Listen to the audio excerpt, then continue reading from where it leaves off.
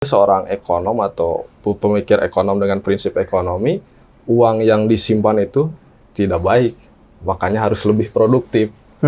Uang yang disimpan itu kurang baik, makanya Iya. harus lebih produktif, Iya. makanya dikelola di posisi. Dikelola.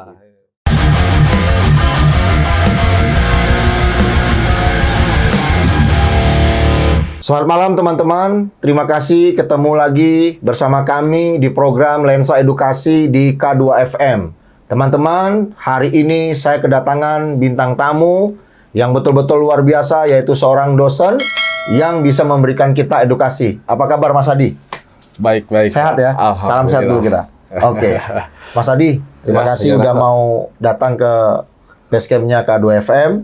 Kita mau memberikan edukasi kepada teman-teman yang ada di sana. Mas Adi bisa cerita nggak? Mulai kapan Mas Adi jadi dosen? Kalau untuk menjadi dosen itu sudah berjalan selama 3 tahun. 3 tahun. Cuman untuk belajar di kelas sudah terlaksana selama 2 tahun. Apalagi sekarang ini kan bergejolak pandemi, sehingga pembelajaran menjadi daring. Jadi kurang komunikatif lah untuk kepada mahasiswa baru. Oke. Mas Adi, spesifiknya kalau di kampus itu, nama kampusnya apa ya? STEBI Bina Esa. Itu di Bandung? Di Cihanjuang. Oh, di Cianjuang. Masih daerah Kabupaten KBB, Bandung? masuknya KBB. Oh, KBB. Iya, Kabupaten? betul. Kabupaten Bandung, Bandung Barat. Oke. Dari selesai sekolah tahun berapa dulu? Saya sekolah S1 selesai tahun 2014. 2014. Alhamdulillah langsung lanjut studi. Selesai 2016. Jurusan? Jurusan pendidikan ekonomi. Oh, pendidikan ekonomi. Pak. Nah, saya dengar katanya Mas Hadi itu pendidikan ekonomi syariah. Iya, sekarang untuk mengajarnya. Oh, mengajarnya. Iya. Nah, kebetulan kan kita punya program nih ya yang namanya Lensa Edukasi. Kebetulan ini sebagai mergernya adalah pesantren berbicara di TV-nya Al-Mekah. Nah, kita ini banyak juga kunjungan kepada pondok pesantren. Nah, kalau kita bisa memberikan edukasi kepada teman-teman, baik itu di pesantren maupun di tempat lain, apa sih ekonomi syariah itu bisa diterangkan nggak sedikit sama teman-teman? Ya kalau ekonomi syariah ya sesuai dengan ada akadnya. Oke. Terus nggak jauh beda sih, hanya nggak ada bunga ya. Nah, Oh, di syariah itu memang tidak ada bunga? bunganya ada bunga juga. Tetapi? Jadi bank syariah itu dibagi 4 grade, Pak. Kalau Oke. itu ada grade A, B, C, D. Oke. Nah, kebanyakan di Indonesia itu adanya C dan D. Oh, di kebanyakan di Indonesia C dan D. Ya, jadi hanya berupa akadnya saja. Berupa akadnya saja. Terus ada badan pengawas syariahnya. Oke. Nah, Nah, itu. di perekonomian syariah, terutama kita yang orang awam, Ya. ini kan pengaruh pinjol kan kemarin ini kan sangat luar biasa ya. Karena menurut saya, kenapa saudara-saudara kita di luar sana mengarah ke pinjol? Karena ada kesempatan juga. Sehingga ketidaktahuan mereka dan tidak bisa teredukasi dengan benar, Betul maka sekali. terjadilah seperti ini yang sudah menggurita tahunan gitu. Sehingga baru tahun 2021 sekarang ini pas pandemi terbongkarnya hal-hal seperti ini. Betul. Nah, kalau kita kembali ke manajemen syariah ataupun sistem keuangan syariah, di dalam hukum kita sendiri, terutama umat Islam, memang dianjurkan sudah ada apa belum seperti itu di syariah itu? Jadi untuk pinjaman itu ya.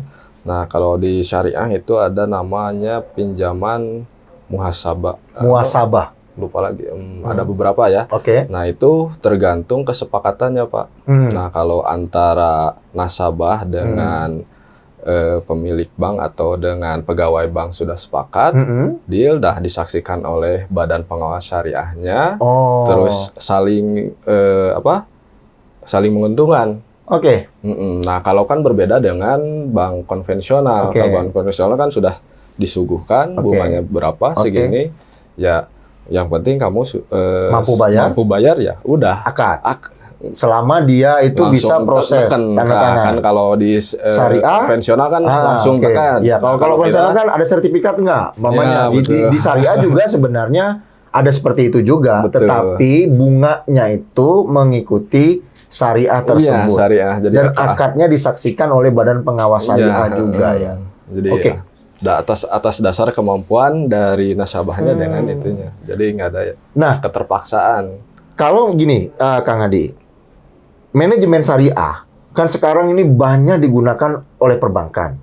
Kalaupun dikembangkan besar, konvensional juga bisa putus ini. Kalau menurut saya, tapi karena pemerintah juga menimbang ya, karena kan kita umat Islam itu kalau kita mau memberikan edukasi, bunga riba yang sekarang ini kategori adalah riba itu kan dengan bunga yang berbunga yang tidak mengikuti syariah Islam. Betul. Nah, maka adalah manajemen yang namanya keuangan syariah.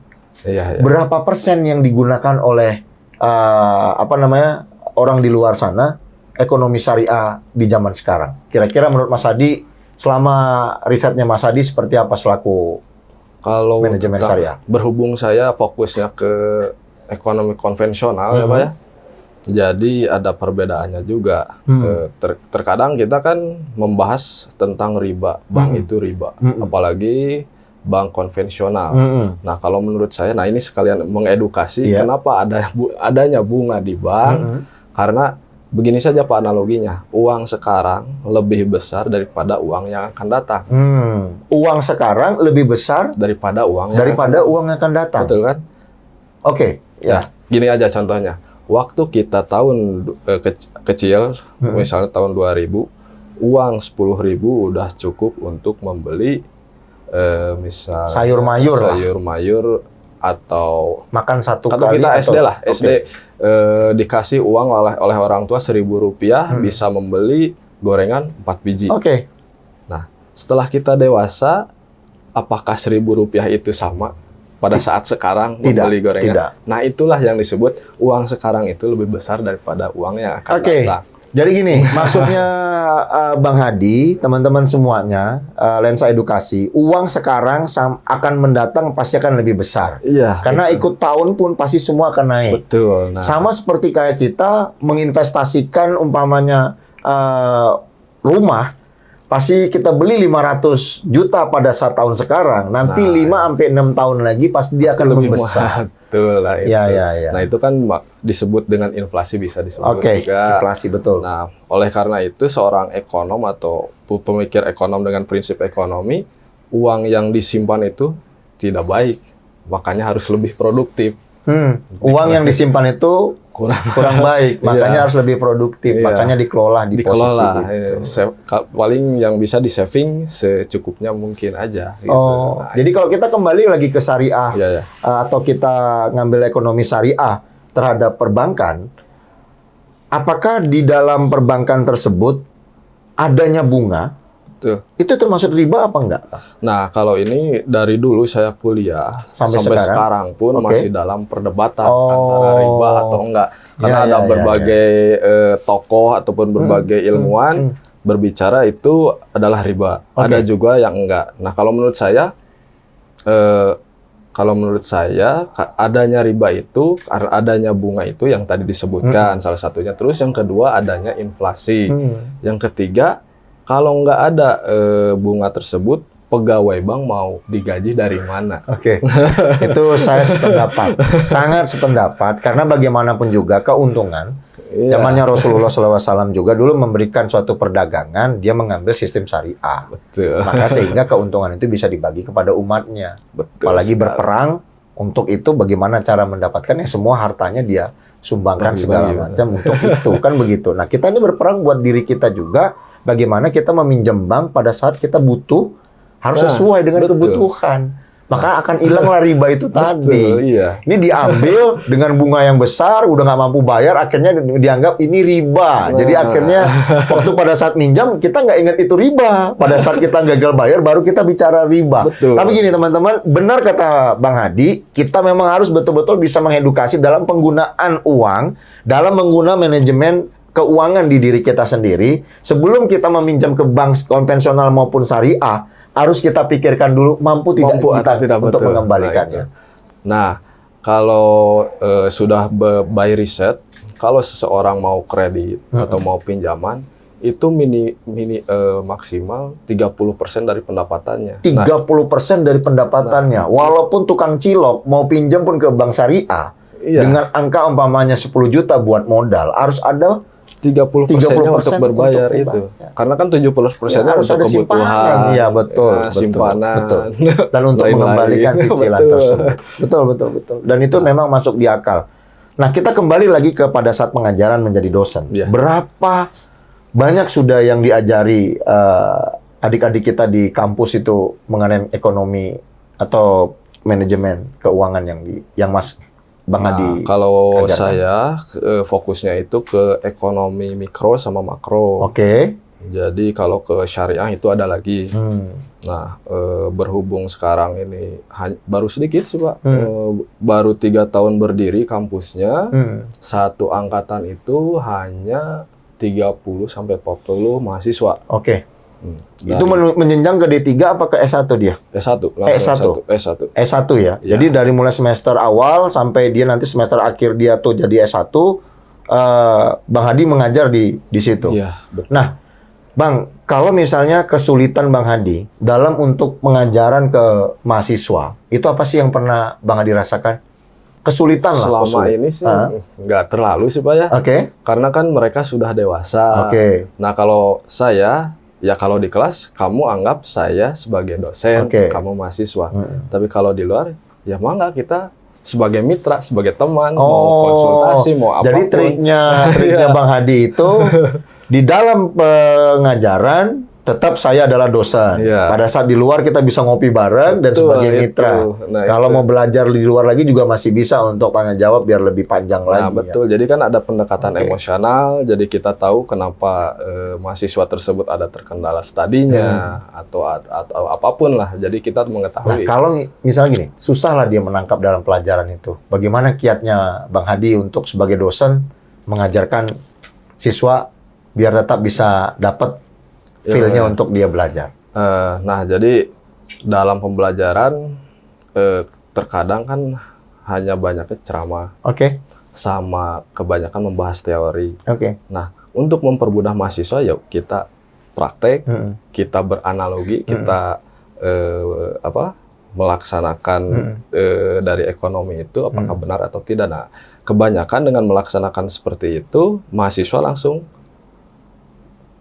menerap. Oke. Daripada kita ABCD teori, kadang-kadang pusing. Iya, Nah, terlalu kalau banyak kita menerangkan sesuatu yang tadi hal. misalnya yang tadi kita Oke. bahas riba, yuk kita analogikan, uang sekarang itu lebih besar daripada uang yang akan datang. Dan itu pun dia agak susah untuk menjawabnya. Jadi dia mengerti, oh ternyata, Iya. betul. Setiap ekonomi pertumbuhan pasti akan naik.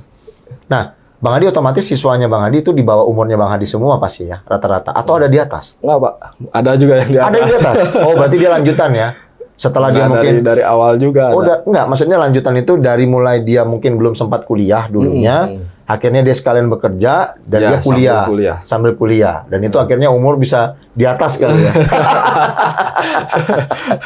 Ya, jadi gini, Bang Hadi, kalau kita dalam melakukan instruksi kepada mahasiswa, kan banyak nih kita bilang mahasiswa itu di mana aja semua alma mater pasti mahasiswa. Betul. Cuman kan kadang-kadang adik mahasiswa kita ini kalau semester-semester baru itu kan pasti yang utama pasti akan belajar. Nah, kalau udah ke tengah-tengah, biasanya yang pernah dialami, Iya, sama kesulitannya saya juga mengalami. apa sih? Ya, banyak faktor sih Pak. Mahasiswa itu terkendala studinya. Yang pertama, sudah biasanya yang bekerja sih Pak ya. Oke. Orang sudah mengenal uang, ya sudah. Nanti saja untuk studi. Lupa. Di situ pertama. Yang kedua, biasanya terkendala dengan adanya konflik di rumah tangganya atau dari keluarganya. Itu. Yang ketiga, ada juga mahasiswa, ini bukan jurusan saya. Oh, salah jurusan. Saya salah jurusan. Oke. Keinginan orang tua ataupun keinginan orang lain. Nah, kan kebanyakan orang tua memaksakan anaknya untuk harus masuk ini. jurusan itu. Iya, harus ke perbankan syariah atau harus masuk ke departemen keuangan gitu kan, intinya yang berbaur dengan jurusannya. Betul. Padahal sebenarnya anaknya itu maunya jadi pengusaha. Kan gitu, ngambilnya bisnis. Dia tidak mau mengambil ekonomi syariah. Jadi nggak kan sesuai begitu. dengan fashionnya. Jenjang dari SMA dia mau menuju ke kampus. Ya. Itu biasanya anak IPS apa anak IPA yang banyak? Kebanyakan Di ekonomi. IPS, tapi IPA juga ada juga. Oh. Kan anak IPA bisa ke IPS, tapi IPS Nah, itu diskriminasi. Ada satu lagi siasat tuh begini. Bagaimana sih caranya kita biar supaya bisa memaintain uang kuliah, terutama untuk anak kosan yang merantau, kemudian yang memang dia sambil bekerja.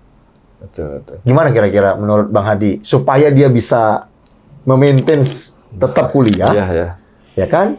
Walaupun dia sambil bekerja, tetapi minimnya ongkos dia tadi itu, dia biar tetap dapat pendidikan. Kalau itu seperti apa? Banyak sih kawan-kawan saya dulu seperjuangan waktu kuliah, bahkan saya juga mengalami. Dan menurut saya kan kita harus percayalah orang mencari ilmu pasti ada rezekinya, Pak. Oke. Nah di sana jangan malu untuk bergaul, biasanya sok bauan gitu. Ya, Kalau orang Sunda, ya kita berbaur dengan siapapun, aktif di UKM, aktif di himpunan. Nah di sana biasanya ada ya sekelompok mahasiswa untuk berbisnis bareng. Terkadang ada proyek dari dosen dikasihkan kepada mahasiswa. Atau ada peluang-peluang lain yang bisa menghasilkan pendapatan dari mahasiswa tersebut. Agar bisa memaintain itu tadi. Iya, betul. Nah, jadi gini, ini menarik buat saya. Teman-teman semuanya dan sahabat-sahabat K2FM di Lensa Edukasi. Bang Hadi mengatakan, kita ini anak perantauan atau anak kosan, atau kita bekerja kecil tapi kepengen kita mendapatkan gelar sarjana, baik itu ekonom, mau sarjana hukum, maupun sarjana yang lainnya. Yang paling penting, kita memiliki komunikasi yang baik. Betul. Link yang baik. Dan tidak mau, dan tidak boleh malu. Betul. Jadi di situ ada kesempatan yang bisa menghasilkan rezeki, maka disitulah kita ambil sehingga kita bisa untuk menambahkan hasil rezeki itu untuk kita bisa memaintain membayar uang kuliah, sampailah kita nanti menjadi sarjana. Nah, kalau menurut saya kan udah mahasiswa, maha ya Pak. Udah tahu segalanya. Udah tahu segalanya. Betul. Gitu. Nah, jadi menurut saya seorang mahasiswa itu jangan terpaku bidang akademisnya saja. Oke. Jadi harus aktif. Betul. Karena kalau sudah terjun ke masyarakat, toh dia bukan ditanya kamu jurusan apa, IPK kamu berapa. Tapi kamu bisa apa? Iya, betul. Kamu bisa apa? Gitu kan begitu. Bukan IPK-nya. Bukan. Dan memang pengalaman yang perlu diatur itu. Iya. Nah, selaku dosen, kenapa sih terkadang mahasiswa itu telat membayar?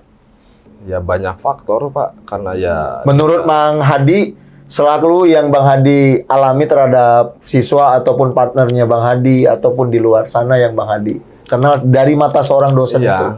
Faktornya juga kan ada kebutuhan dari keluarganya. Kadang dia adiknya ada yang mau sekolah, dia mengorbankan dia studinya, jadi mengambil cuti. Ataupun ya itu kan yang positifnya, ada juga yang negatifnya. Yang dia biasalah untuk ya berarti kadang-kadang ilmu kita itu terbatas, kita juga tetap harus bisa meyakinkan diri kita, terutama lihat orang tua, lingkungan keluarga kita, kemudian lingkungan setempat kita, itu yang positifnya, dan akhirnya kita mengalah dan kita tidak bisa cepat untuk membayar uang semester kuliah. Tetapi kalau negatifnya, kitalah yang menentukan itu mau kuliah atau tidak, itu tergantung diri kita kembali dan kapan kita harus membayar uang kuliah tersebut. Bang Hadi, kira-kira menjadi seorang dosen itu pekerjaan yang menjanjikan apa enggak? Kalau untuk sekarang ya cukup menjanjikan ya Pak ya. Karena ada jenjang karirnya, ada jabatan fungsionalnya. Terus juga kan sekarang ada bantuan dari pemerintah juga kalau bisa mengajukan sertifikasi kayak guru. Jadi 3 bulan sekali ada pencairan. Itu juga dengan catatan dia sudah mengikuti pendidikan, pelatihan sama sudah memiliki NIDN, nomor induk dosen nasional. Itu baru bisa mengajukan. Nah di samping itu setelah mendapatkan NIDN kita bisa mengambil studi lagi lanjutan. Di sana biasanya ada beasiswa. Jadi intinya banyak sih benefitnya. Pekerjaan untuk menjadi dosen itu menjanjikan. Iya, teman-teman semuanya, jangan pernah malu. Yang seusia Bang Hadi, yang punya pendidikan dan punya ilmu, menjadi dosen itu adalah hal yang menjanjikan. Dan semua sudah lebih baik diterapkan oleh pemerintah. Iya. Dan tinggal bagaimana kita mau menumbangkan waktu kita dan ilmu kita kepada pihak lain, bahwasannya Dulu orang bilang menjadi guru dan dosen itu tidak menjanjikan. Karena apa? Lama untuk bisa kayanya katanya. Makanya ada Kan begitu. lagu Umar Bakri. Nah, menjadi seorang guru itu adalah memang harus betul-betul menjadi panutan. Betul sekali. Menjadi dosen satu kata untuk Bang Hadi apa sih? Dosen itu sebagai tuntunan atau panutan, betul Pak? Dosen itu adalah tuntunan dan panutan Betul. untuk orang banyak. Iya. Sehingga bisa membuatkan hati dan naluri itu bisa berkembang dan anak-anak kita menjadi manusia yang kuat dan masa depan yang baik. Betul. Terima kasih Bang Hadi. Sukses selalu. Saya senang ngobrol sama Bang Hadi. Mudah-mudahan kita ketemu untuk di edisi Betul berikutnya sekali, lagi. ya. Tetap terus berkarya, menjadi dosen, ajarilah adik-adik kita semua untuk menjadi yang lebih baik. Sahabat-sahabat Lensa Edukasi K2FM, terima kasih. Jangan lupa like, share, komen, subscribe, dan tekan loncengnya. Tetap mengikuti edukasi-edukasi yang berikutnya. Kita akan datangin teman-teman kita dan bintang tamu yang lainnya agar kita tetap terus mengedukasi di Lensa Edukasi. Tetap semangat dan terus berkarya. Terima kasih. Selamat malam.